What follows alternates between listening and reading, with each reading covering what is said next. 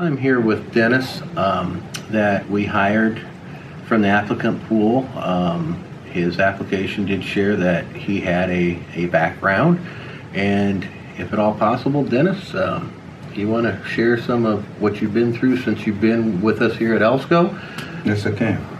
Upon release, I got released from prison in August of 2020, and this was my first stop right here at this job. I heard a lot of good things about this company, and I came in and applied, and I was hired on at the entry level in the soil department, and I wasn't treated no different than anybody else here. That was a wonderful thing. The staff here is wonderful.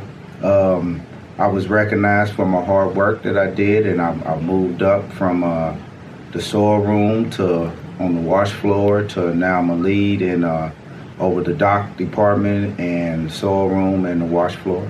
And we work with a good group of hard guys, Carl, Larry here, and Chris and Will, with the maintenance department. And, it's a very challenging job, and it's a new experience. And, I appreciate all the accolades that came with this job, and just being able to have the ability to get back into the swing of things, back into society, because I feel like that's really important about being released, that we be able to do something to be productive again, so where we can be able to take care of the responsibilities that we need to take care of.